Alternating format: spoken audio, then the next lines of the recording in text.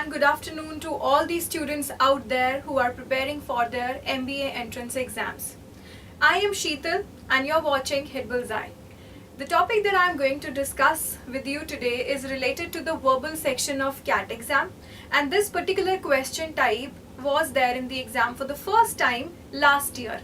So after quickly discussing how many questions you get from this area, I will discuss what sentence placement is and what do we mean by it. Because it was the first time that we saw this type of question in last exam. There are a lot of students who have queries related to this question type. So without any further ado, let's get into the live.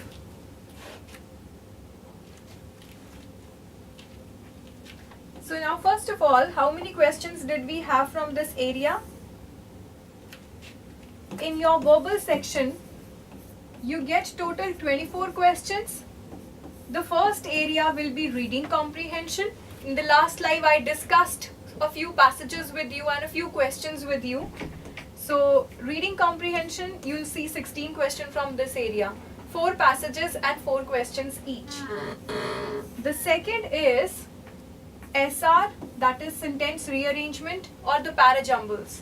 You had 3 questions from this area. Now these 3 questions are theta questions, type and typable answer, for which you get no negative marking as you do not have any options for these 3 questions. Now this becomes an attractive question type for everyone because there is no negative marking, but it is very time consuming to solve, or let's say to arrange 5 to 6 sentences into the right order. Third area is sentence placement. The topic that I'm going to do with you today, discuss with you today, sentence placement. From this area, last time we had 2 questions. So this question type has replaced the misplaced question, or you can say odd one out questions, in which you are supposed to find out one of the sentences from 4 to 5 sentences which doesn't gel well or which doesn't fit into that paragraph. But last time we had sentence placement. So we have to prepare for both. And the last question type of CAT exam is para summary. From para summary, you again had 3 questions with options. So now you know how relevant this area is. The exam depends upon your percentile. It will check your accuracy, and there is negative marking in this exam. So definitely you'll not be going for all the 24 questions unless until you're very sure. So then the next question comes, which all questions should we actually attempt in the paper and which all can we leave in the paper? Well, sentence placement, I would say, is definitely not one of those questions that should be left out. Why? Because one, they are relatively easy if you compare this question type with the reading comprehension or para summary or SR. It is relatively easy, and second is it's less time consuming. You are given a sentence in the question followed by a paragraph with 4 different blanks. You simply have to tell in which blank can you fit that sentence given in the question. So that is the reason a lot of students go for this question type. Let's try to understand what sentence placement questions are. Yes, Short Club, welcome to the class. Let us see how well do you answer today's question, and let me know if you have any queries related to the topic. Now, introduction to sentence placement. Simple things. First is you will be given a sentence in the question followed by a paragraph. You need to find out correct blank in the context where you can fit the sentence. So one thing is clear, it's quite similar to fill in the blanks.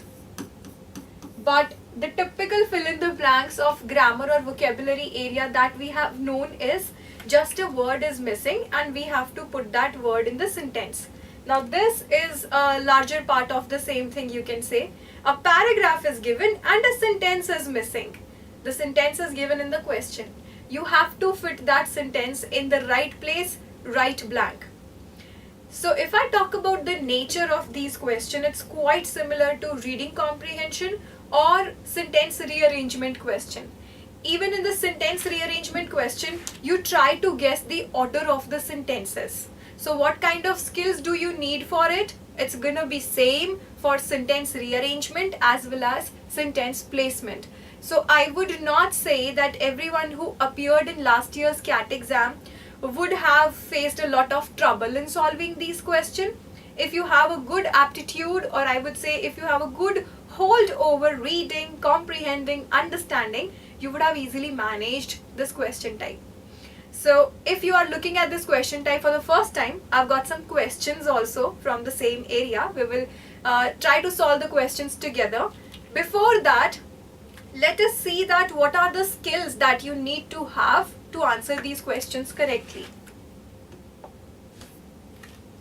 So skills required are, first is ability to read and comprehend articles on diverse topics. Now it will be like a short paragraph, right? And just like reading comprehension, it can come from any area. It may be based on sociology, psychology, science and technology, AI, it can be from business world, it can be from literature as well.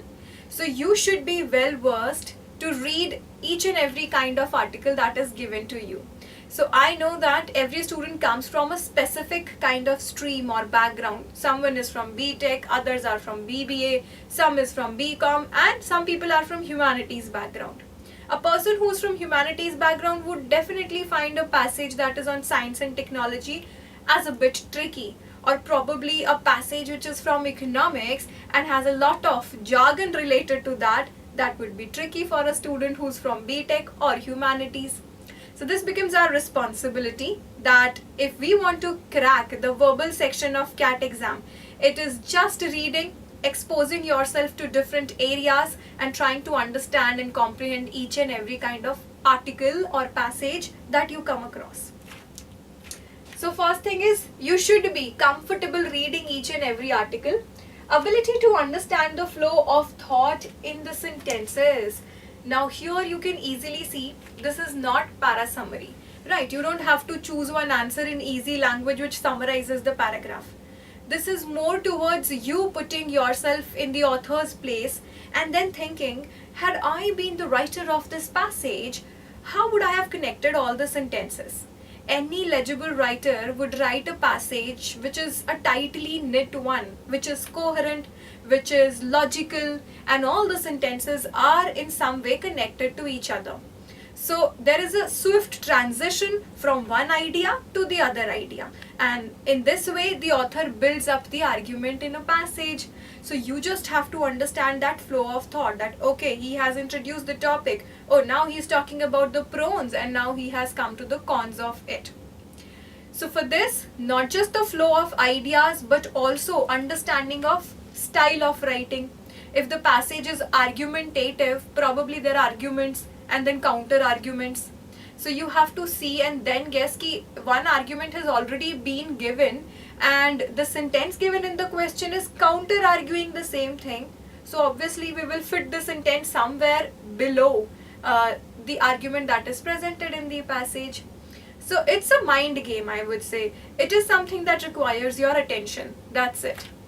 So it won't check your grammar knowledge here. Yes, to some extent your vocabulary should be good to understand passages with good vocabulary. Next is ability to connect the stream of ideas. The same thing. More or less each and every line, they convey some idea. So can you like understand that, okay, the next sentence is somehow connected to the previous one or follows the previous sentence in a logical way, right? Any writer would not write ideas haphazardly, not connected to each other. Each and every line is connected because they have different stream of ideas related to each other. And the last part, regular practice. Nothing else, trust me. So if had it been, quant or DI, there would have been a lot of shortcut tricks for each and every area of quant that I could discuss with you. But when it comes to the verbal section, you know that it completely depends upon your practice and you making yourself comfortable with the language. I hope the skills are clear to everyone. I am stressing upon the fact again and again that make a habit of reading. Your 2 hours probably in the morning should definitely go to reading and practicing comprehensions and these questions. Now, there are certain mandatory pairs which you can take help from. Okay, mandatory pair means, let's understand it through SR or parajumbles. You know that in parajumble, 5 to 6 sentences are given, written in a random order. And they discuss certain ideas. How do we arrange them in a particular sequence? We try to see which two sentences are connected to each other. You guess the opening line. Let's say you have guessed ki, oh, B is the sentence that introduces us to the idea. It is general in its sense. It uses noun. It's not using pronoun. So B is perfectly the opening sentence or the first sentence of the paragraph. Then after this, you are a little lost that which sentence should I take next. So without wondering about that, simply make pairs. For example, C and E is a pair. A and D is a pair, let's say. So to make pair, there should be some common ground between the two sentences. You have to find out that common ground. So these are some of the tricks for that. The first is noun and pronoun. Noun and pronoun pair. One sentence will feature or will discuss some noun. Obviously the other sentence will not use the noun again. It will use a proper, or you can say a relevant pronoun for the same word. If we use the same noun again and again, it becomes redundant, and the efficiency decreases. So a noun is given, and for the same noun, a pronoun is discussed in the next sentence. For example, our noun is government. We are discussing government's decision on certain, let's say, bill or passing a law. And then we say its decision is not according to people's opinion. So this its that I have used is a pronoun used for government. So it should click your mind the moment you see pronouns ki, what is this pronoun used for? Let me try to find out its subject or its pronoun. So this way you can make pairs. Second is chrono pair. Chronology is arranging, or you can say talking about events in the sequence of order of their occurrence. So which thing happened in, let's say, 1945, and what happened in 1980, then coming to the present day. So there is a chronological order. So you can take help from that also. If you see keywords like then and now, so the then wala sentence will come first, now wala come later on. So in this way, you can, according to the dates, year and certain words, you can guess that, okay, somehow they are both talking about the same thing but in different time frames. So you can make pair like this also. And let us see if you can guess the next one. Yes, Joganpreet, you're absolutely right. Consistency is very important for this. Next is cause and effect. So cause and effect is, one of the sentence will talk about some cause and the other sentence will talk about its effects or consequences, you can say. So cause and effect, again, the key idea or the element is same. They are discussing the same things. That something will happen, what will be the result of it. Next is contrast keys. So basically there are two types of writing. One can be thought extender, discussing the same idea further, and the other one can be thought reverser or the contrast. So one kind of thing is said in one sentence, and immediately in the next sentence you use words like yet, but or although. Definitely it's going to reverse or contradict the idea that was given in the previous sentence. So just be a little careful about the contrast links, you can say.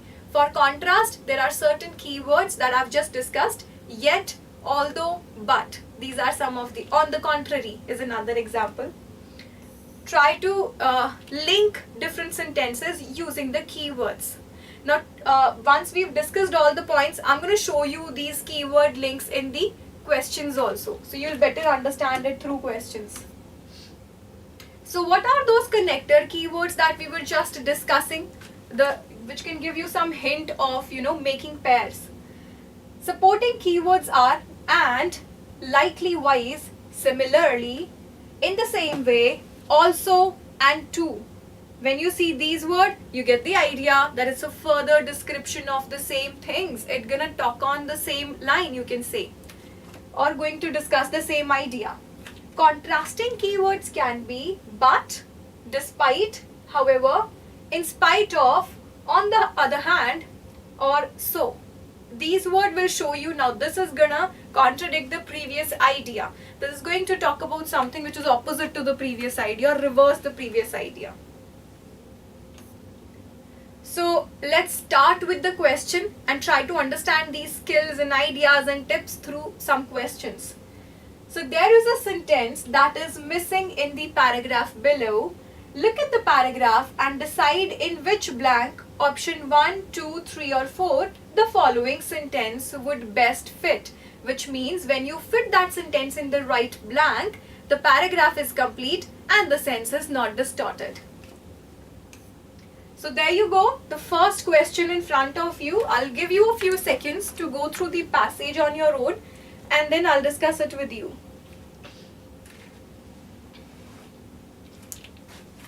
Go through the passage, everyone who's attending the live.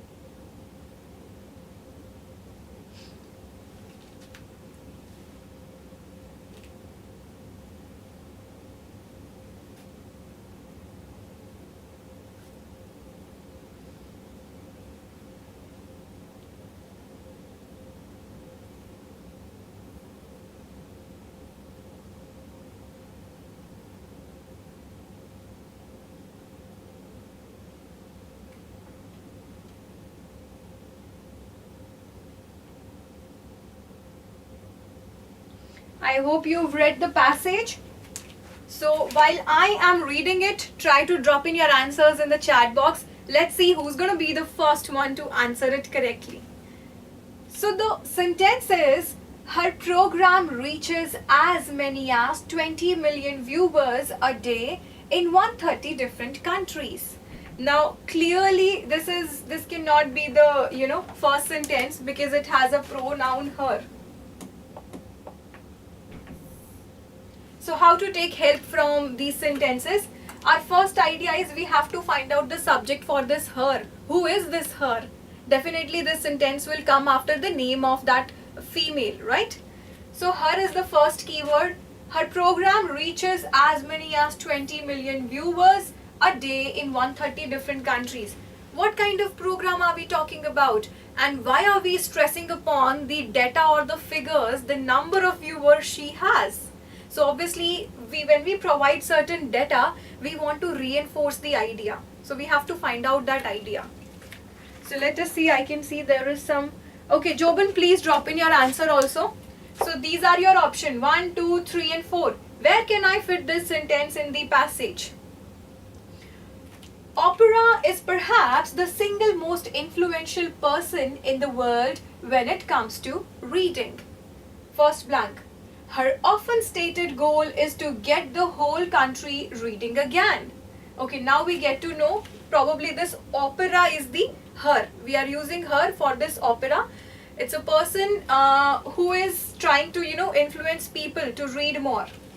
She openly admits that her real satisfaction with the book club success is getting people to read for the first time in their adult lives. So she has a purpose, she has a vision, she wants to motivate people to read.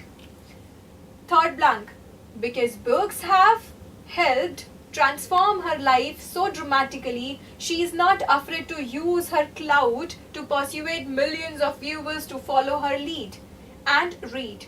Fourth blank, and the last line is, the most important thing to Winfrey is that people aren't just reading but beginning to think about what they have read. So critically analyze of what they are reading. So this Winfrey is the same person. First he used the name and then he's using the surname here. And I can see some responses. Okay, Dev is saying it should be 4. Alright, what about the rest of you? Jobin is saying it should be second. Very nice. Good try, everyone. So let's now try to understand each and every sentence. So if I say 4, I have introduced the person opera already, right, in the first sentence itself. And then we are talking about her goal. and her vision why is reading important and why she wants to motivate people to read. So we are not going to talk about how many viewers she has in the later part, because her reputation has already been established in the first half. So one thing is clear, the second half is just talking about why she believes that books can help people. So it won't be in third and fourth. Now let's try to see if it fits in the first one. Oprah is perhaps the single most influential person. She is influential. The writer has used an adjective for this person, that is influential. Would he not try to tell in the next line why and how is she influential? In the world when it comes to reading. Now he gives this fact to reinforce the idea how influential she is. And then he is going to talk about what is her vision, what are her goals in life, and why is she doing it. But the reputation is established in the first two lines itself. So he's trying to prove how she is influential.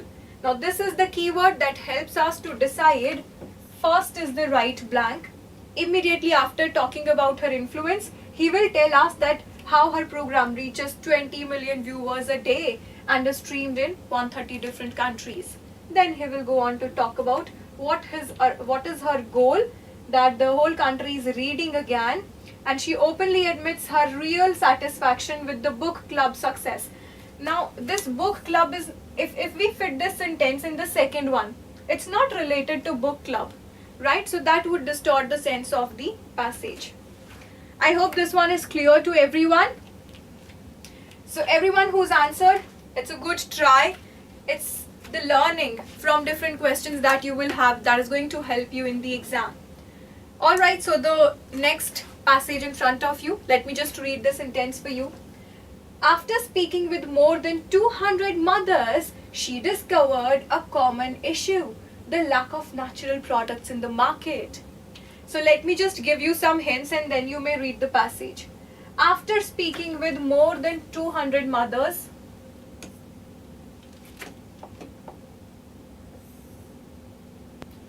she discovered. So who is this she? She discovered a common issue, the lack of natural products in the market. So probably this person is somehow associated with manufacturing the natural products, you can say. Go through the passage and write down your answers in the chat box.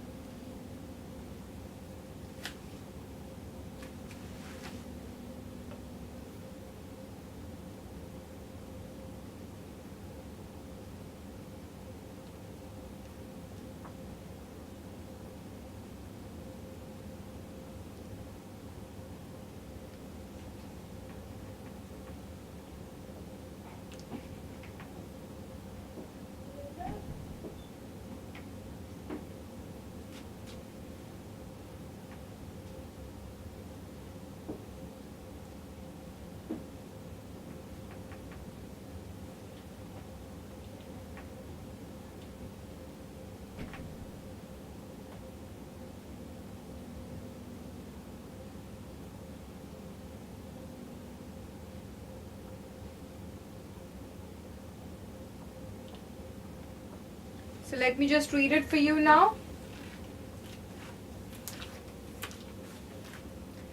Inspiration for a successful business idea can strike unexpectedly, and for Malika Sadani, it came from a personal experience. Now this comes to our mind, what was that experience? So this can be one experience, right? So let's read it further to guess it. Faced with the challenge of finding a suitable moisturizer for her daughter's skin, she realized she was not alone in this struggle. So who else was there in this struggle? That should come to your mind. This revelation prompted her to take a leap of faith, leaving her lucrative finance job and confounding the Moms Co. in 2016 with her husband under the banner of Amishi Consumer Technologies Private Limited, with an initial investment of rupees 15 lakh. Third blank. Operating under the brand name To the Moms, the company officially launched its product in March 2017. The initial turnover was rupees 2 lakh, which impressively grew to rupees 24 lakh in the following year, setting the stage for a remarkable journey of annual growth at 3 times the previous year's rate. Blank 4. To ensure problems faced by mothers are truly solved, Malika engaged in extensive conversation with the same group of 200 mothers. The insights gleaned from these interactions became instrumental in building her startup. So let us see who's going to answer this one. Alright, I have your response, Jobin. What about you, Dev, Achievers? Try to guess the right answer.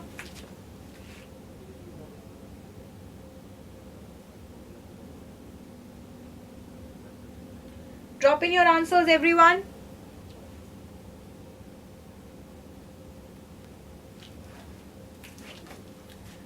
Alright, so after speaking with more than 200 mothers, she discovered. So here they are talking about discovery, and here they are talking about this revelation. What was that revelation? The revelation was the discovery itself, that there were 200 mothers whom she talked to, and she found out that they all feel the same thing, that there are no natural products in the Indian market for the babies or the mothers, right? So this was the revelation, and this was the revelation that prompted her to take a leap of faith, leaving her lucrative finance job and confounding the mom scope. So this was the trigger point for her to start this company and to start this natural product company, I would say. Now if you feel that it can come in the first one, inspiration for a successful business idea can strike unexpectedly, and for Malika Sadani it came from a personal experience. Now you may think that the personal experience was talking to 200 mothers, but if you read the next line, that faced with challenge of finding a suitable moisturizer for her daughter's skin, this was a personal experience which triggered her to go and talk to 200 other mothers, and then she found out that they all feel the same thing. That motivated her to open this or to launch this particular company, and through it her products. Now I would say, if you have any doubt, it should have been, if you had any doubt, it should have been in second and the fourth one, because after the fourth sentence, to ensure problems faced by mothers are truly solved, Malika engaged in extensive conversation with the same 200 mother. This could have been one confusing point for us, but now you can clearly see that when we are talking about the trajectory or the sequence of the things that motivated to go for this company, the given sentence fits perfectly fine in the second one rather than putting in the fourth one. I hope this one is clear. Let's see one last question for today. Relatively a short passage. Read it, everyone. So very good, Jobin. Your answer was right.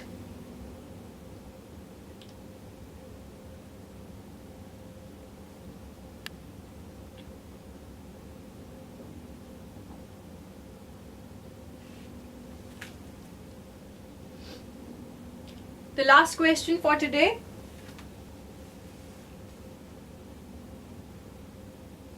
You can also pause the video if you want to read it.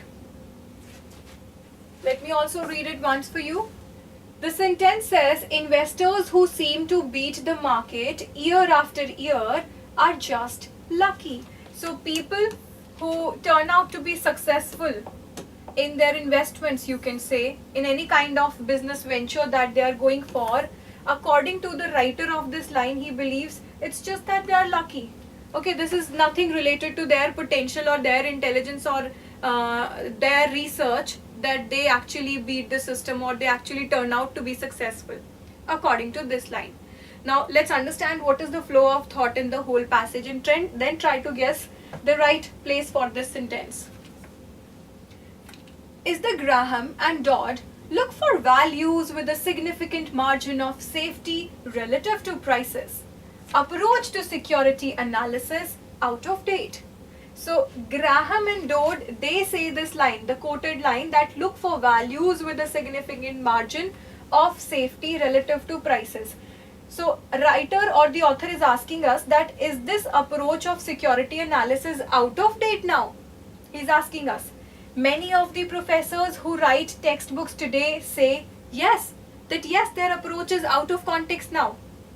Blank 1. They argue that the stock market is efficient. That is, that stock prices reflect everything that is known about a company's prospect and about the state of economy. Blank number 2. There are no undervalued stocks, these theorists argue, because there are smart security analysts who utilize all their available information to ensure unfailingly appropriate prices.